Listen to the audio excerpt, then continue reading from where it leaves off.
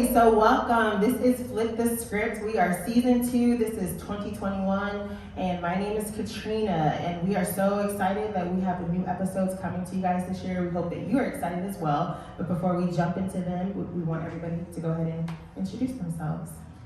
Sweet. My name is Tellis Fuller. My name is Pamela. I'm Avery. And I'm Mike Woods. Awesome. So before we get into it, I want to make sure you guys follow us on all of our social media platforms. We are on Instagram. We are on Facebook. We are on YouTube. I think that is all that we are on. But follow us at GCC Singles Ministry and make sure you can just connect with everything that we are doing. So our topic for today is, what are the misconceptions of being single in the church? So we did poll some of our singles community, but before I let you guys know what they said, one of the misconceptions that I believe is that we are lonely as a misconception. And some of the people in our community said that everyone who is single wishes to be married. So, what do y'all think? I think that's a great place to start. I mean, loneliness, I think that kind of lends itself to the belief that you are alone when you're single, right? Which isn't true, right? Yeah, we can find companionship in friends and in church. We find a lot of community within our family, and specifically here, our church family. So I think that loneliness, like, it's one of those things where you can be married and lonely too. So it's not that marriage equals companionship, Right. and it's not that singleness equals loneliness. Right. But somehow those things have been mixed together, maybe because you feel like you have that person finally, or you really can go to one person specifically and say, I can call you mine, you can call me yours, which is a blessing for sure. But I don't think that marriage equates to companionship, or singleness necessarily complains to being lonely. Yeah. Love it. Anybody else? Well, I just want to say I definitely agree that being alone does not mean you're lonely. I have a pretty full life. I love my friends, and I am actively engaged with them in activity all the time. So I am not lonely. I just happen to be single. But I'm definitely not lonely. And I'm not even on the prowl looking, because I think that's the other misconception, that all singles are looking or to be connected. Yeah, I'm definitely not thirsty. And yeah, so I didn't come to singles to find a person to hook up with. That was not my motive for coming to singles. I agree with both of you. Like, coming to singles is not about finding somebody. Like, so ironically enough, my dad was in singles ministry when he was still alive, back in Texas. And one of the things he used to say is, singles is not a swap meet. So, there is that misconception that you're going there for that. And I think the biggest thing is, I might catch a little flack for this. I feel like sometimes singleness or loneliness can really be a mindset, not so much that you're just lonely. And I think people equate singleness or being single to you are alone, because I think sometimes that's how they felt in it. And so then they project that onto others. I really do feel like, even just my own experience, I've built community with you all, but in the midst of having COVID, I felt lonely. Like, that was probably one of my loneliest experiences. It wasn't because I was single, it was just that isolation. So I think branching out, finding community, staying connected is actually how you combat that, and it's not about single. I think that is the misconception. People think because you're one and there's not another physically with you, then you must be lonely. And it's like, the Lord is with me. I've got friends. We are good. Yeah, and I agree with everyone. Like everyone said, my biggest thing is the definition. I think people define things and put their own definition on it. Lonely, that's not what lonely really means. If I'm in community, I'm not alone. So yeah, I think it's just the biggest thing is definition. The world put their own definition on it, and we sometimes just cling to it. Like, oh, that's what it is. I'm alone. It's like, no, it's not. Right. And with that, I think it's a blessing that all of us can see ourselves as not being lonely because of that. But what would y'all say to somebody who is lonely, like who wants to be married, and isn't in that place right now. Because I think all of us in this circle right now have said, oh, well, I'm not lonely even though I'm single. So how would you guys say you got to that place for somebody who is lonely and single?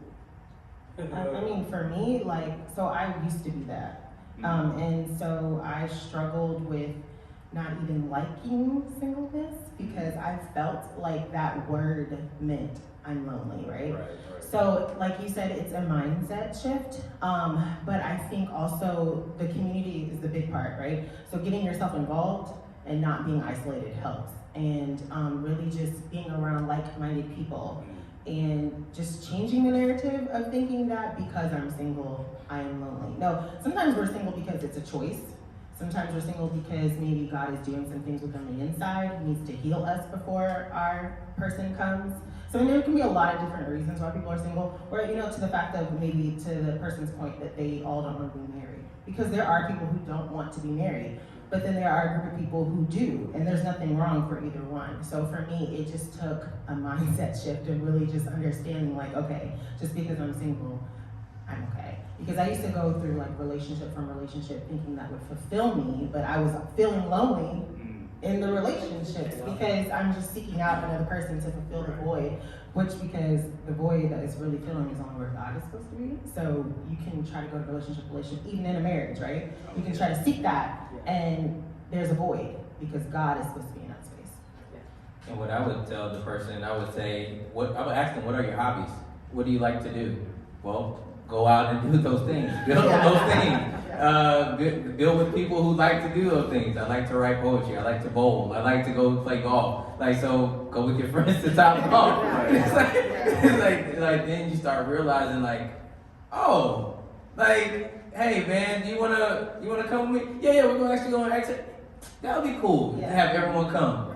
Well, you know what, I think you have to make a conscientious effort sometimes to reach out, because I have some friends who are widowers or widows, and they tend to be isolated because they are so used to having done stuff with their husband, and they'll say, I'm feeling kind of down and kind of lonely, and I'm like, well, we don't always think to reach out to people, but the onus can be put back on you. So I say, well, have you asked anybody to go do X, Y, and Z with you?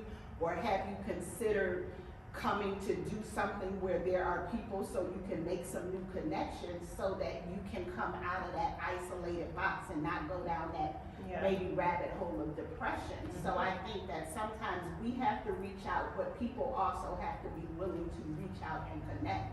That's good. There's so many different things here. So I think one, reaching out is key. I know personally, I'm one of those people, I'm used to just being by myself, and so I know self enough. In arent 7, I'm looking for the adventure, so I don't always have time to reach out. So if I'm feeling like I want to go bowling, 20 minutes I'm in the car and I'm at the bowling alley. So I don't always. And I think the biggest thing is, one, get to know yourself and appreciate yourself. And I think if you're okay being by yourself, that's one of the biggest things. And I think part of getting to that place of, I'm okay being by myself, I'm okay not being surrounded by a host of people, is maturity. I've been in that mindset before where it's I feel alone, I'm lonely, and then you start to think you're the reason you're still single. It's not God protecting you, it's not God doing something in you, it's what's wrong with me. And then that leads you into a further spiral of continued loneliness, because now you're starting to reflect that self-doubt, that lack of self-esteem. And so part of it is understanding you're in the season for a reason. It's not a bad thing. It's not a punishment. It's not God hating you. It's not anything negative in that way. It's just things happen in the seasons and in the timing that they're supposed to happen. And if you're saying that you're trusting and you're wanting God to bring you someone or allow and lead you in that area, then you have to trust His timing, which I think is really hard, because when you don't trust Him in the little things, it's hard to trust Him with such a major life thing. You said something, and you was talking about basically understanding the process you're in, being okay with it. And I think a lot of times we want to rush. I'm guilty. rush through where I'm at, where God has you, and we want to be so focused on the other side, whatever that other side is for you, when, like you said, like God is trying to do something on the inside of you, whether that is healing or whatever it is, and we need to sometimes just embrace the season that we're in, whatever that season is. I think the funny thing about that though is, just like when we go through tests in life or in school, like there's quizzes to build you up to take that test. And so sometimes we think as God's doing stuff in us, we get to a quiz and we like pass it and we think, oh, I passed this test, God's bringing me a spouse like in the next 6 months, the next year, like on lot. And then there's another quiz and you're like, all right, God, we've been through this, we circled this mountain, like let's go. And then all of a sudden, like you stay in that season, and it's not until you get further along and the test comes again and you start to see like you still haven't fully dealt with something. And I think that's the biggest encouragement I can say is, whether it's something that you have to circle through for a number of years or months, like don't rush the process. Like it's always easy to think that you're further than you are, and it's not until you're in that test further up the road that you really see where you're at. And it's not a bad thing. Yeah. Like you need a diagnosis to figure out what needs to be fixed.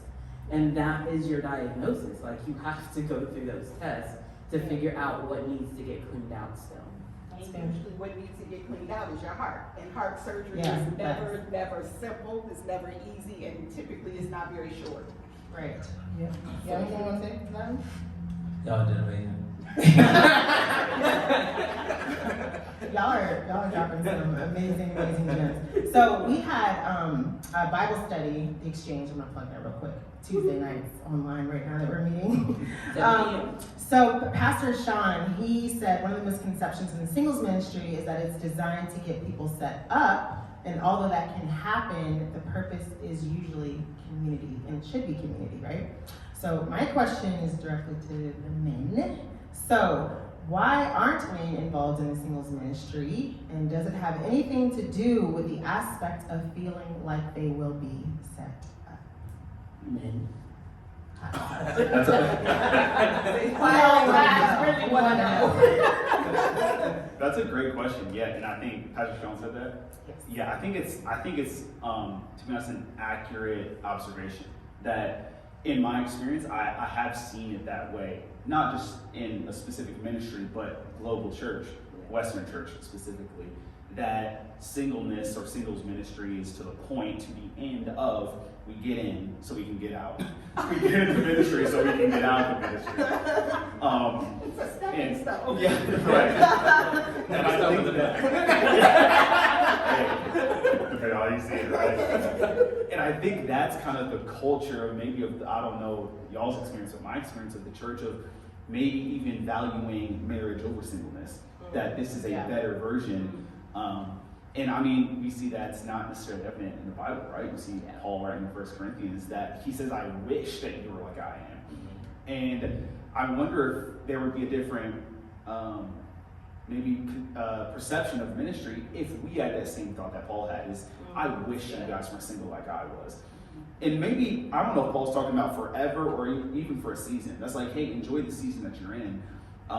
Because Paul references this is a gift, singleness and marriage is a gift. It doesn't say that one is better than the other, although he does even say that I wish you were like me. Yeah. I think for a lot of different reasons. But I think it really comes down to, this perception that marriage might be a little bit better than singleness is, which I don't think the Bible speaks to that truth. I think that that's just a cultural truth, which has maybe infiltrated the church to where now we see it as this is a stepping stone to get to another place that you really want to be. And right now, we're tolerating it until we actually get to where we want to be. And I don't necessarily think to kind of make a long story short, I think that if that's in your heart to get married, nobody should be mad about that, right? Like if we want to get married and we're not, that's not something to be ashamed about or mad at. Mm-hmm. It's just a season that you're not in yet. Yeah. And I have felt maybe like the culture of the Western church maybe has been this ministry is to get set up so that you can get out. Yeah. I don't know about you. For me, just as I'm listening to you talk, I was thinking for me, it hasn't really been about the setup part. I definitely had that thought process in the beginning, like as I started coming to church a little more, then I was like, oh, there's single ministries? I'm like, single ministries means, okay, get up to, okay, cool, Right. nope. And then, but then it became the part where I started having community with guys, and I'm like, okay, what guys are there? And it's like all women, where I'm like, I grew up in a house full of women, so I'm okay. I'm like, I'm okay. Like, I appreciate them. I love my sisters, but it's like, if they personally invite me, or if a guy personally invite me, then I'll come. But it's because like, oh, I don't see anything really where I can connect with someone else and grow a little bit deeper, and it'd be a safe environment where I would think. And that's interesting because it's like a self-fulfilling prophecy where it's like, I don't go because no guys are there, but no guys are going because you're not there. And so it's just like, because you're not there, I'm not going. And because I'm not there, you're not They going. might be going, All right, well then, we'll go bowling. Somebody has to start. Bring 3 friends. Right, exactly. Bring your friends. Right. Because that was my question. I was like, what is the strategy? How do you get men to come in? If you're like saying that, like, how do you guys, what do you suggest? Personal invites. Personal invites go a long way. For me, it takes me a couple of invites. You know, like I think that's just my own mindset though. It could be other people too. But if someone tell me, hey Mike, bowling Saturday, 7 o'clock. Cool, yeah. And it's Monday. You should tell me about Wednesday. Thursday. You should definitely let me know. At least 2 more times. So I would say just personal invites and consistency with those invites. Okay. No, I would say the same thing. Yeah, I think relationships go way further than just a text or a post. And also, I mean, I think it's one of those things where if you kind of talked about that, the goal of this is community. And so if you kind of already have a community, that could maybe be another reason on why you're not engaging in this community. So if I have my community already, and this is for the purpose of community, I think it could just be that somebody already has it. And so it's not necessarily like, oh, I'm not going to that. It's just, I have my people. And so I spend my Fridays with them, or my Saturdays with them. And so maybe that could be another thing. But in terms of getting people to come out, I totally agree with you, Mike, that personal invites. I'm learning. And then This is good. I've always wanted to know this. Right? Like, I never understood, like, because we, women, we come, we're like, where are all the men? Like, okay. So it's great. I like it. Does y'all have any? I guess a clarifier question. So like, we have Bible study Tuesdays. Like, is it better to be like, hey, we're gonna go do something on Saturday, get you guys out there, and then you enjoy it, you have fun, and then at that event say, hey, why don't you guys join us on Tuesday? Or like, does it matter? Like, as long as it's a personal invite. for me, like, I love the Bible and bowling, so I can do either. It doesn't really matter which one I go to first, but whichever one I would attend, yeah, I think following up at that event, we're at bowling, hey, by the way, we're hanging out on Tuesday. Or we're at Tuesday, hey, by the way, we're going bowling on Saturday. I think either works. Yeah, I think that'd be perfect. Yeah. At the event, you're already in the moment. Everyone enjoying themselves. It's kind of like food, right? Food, everyone relaxes, and you're just like, yes, how your day going? What do you know today? It's just been, oh, they really talking. but here it's like, hey, if I'm already having fun, hey, look, what about also this event? Oh man, y'all do that too? I've been trying to read, more to get deeper into the word. It's like, welcome, brother. We got you. Perfect.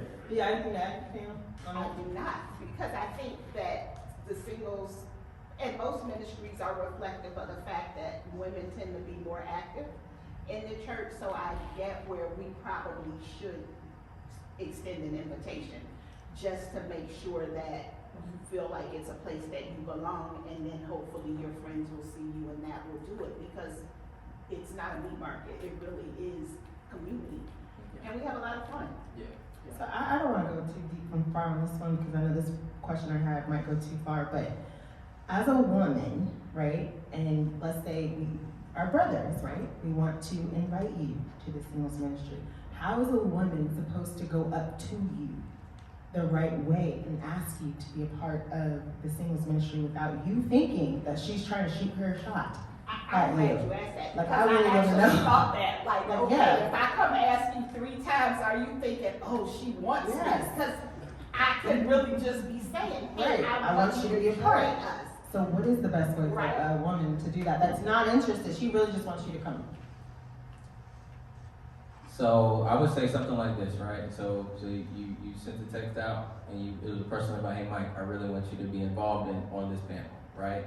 Or it's really like, hey, y'all going bowling, hey man, we love competitors. Can you come? Like I don't know, are you a competitor? You know, like kind of ask those questions and yeah. How if I don't know you? If you don't know me, Yes. That's a great question. It's more if I don't know you. There's no relationship. Yeah, if you don't know me and I'm just a random person in the lobby, you see me, I think one-on-one makes it more personal. So maybe like a group that's like, hey, well, the group comes up, not like a mob mentality, but like the group comes like, join us. Like the group comes up, maybe like 1 or 2 different people, and they're like, hey, what's your name? And you have that conversation that starts, oh, blah, blah, blah, and you find out that they're single. You say, yo, actually, we have a thing. And so it's like, oh, now I have new information, you can come out instead of, like, I think one-on-one could just lean towards that way. And with that being said, I think it's the way that the guy handles it. Like, if you're a mature guy, even if you do feel like someone's coming on you, you're gonna be mature enough to understand, hey, I'm not, like, even if this is what I think it is, like, let's be a man about this, let's be mature. And so, to be honest, I don't think it's partially, or I don't think it's too much of the woman's responsibility to make sure that the man knows she's not interested. So if you come up, like, I think Mike and I, hopefully we can say, I don't speak on behalf of all men, but hopefully we can be mature enough to say, you know what, let's be adults about this, and even if I do feel like this is a flirtatious or romantic thing, that I can be a mature adult and then proceed accordingly. Yeah. I like that. Wow. Okay, so I'm sorry. Thank you, because that's always like something that I think about. I'm sure, like you said, like other people think about too. We just want to know. We want to invite you guys, but I like that, the group. Well, aspect. and I'm thinking when we, pre-COVID, when we would have the booth and say, like, to get people interested in singles, men never approach the booth. And It's a bunch of women. it is, Usually, but yeah. actually one of the things I realized, because I was guilty of this for the longest, I can know all the things going on in the lobby, and I'm like, yeah, I just don't want to do that. Or I want to go socialize with the friends that I have, and I can sign up for that later. So I always wonder, do men think that, or are they like, I'm not gonna get labeled by going to this booth and putting my name and phone number on there because I don't want anybody to think I'm seeking or I'm even interested in everybody knowing I'm single. So does that come into play for you guys? Well, the guy friends that I know about, no. It's more of the thing what you said, right? Like, oh yeah, I'm gonna sign up for that. But let me go talk to my crew over here and then blah, blah, blah. And it's like, dang, I didn't sign up for that. And it's like, well, maybe when it come around on social media or something, then I'll definitely have a booth 4 months from now. That was good. Okay, thank you guys so much. So this topic is all about the misconceptions of singles in the church, and we're gonna have a part 2 to this because we want to go a little bit deeper into some more conversation and just some more of the comments that you guys had made for us. So we're gonna go ahead and wrap this up. But again, thank you for joining us for this section of misconceptions of singles in the church. Again, my name is Katrina, and we have I'm Tellus. Pamela. Adrian. And Mike. Awesome. So we hope you're going to catch us back for the next episode. Again, make sure you're following us on all of our social media platforms, Instagram, Facebook, YouTube, under GCC Singles Ministry. And we will catch you guys on the next one. Thanks so much.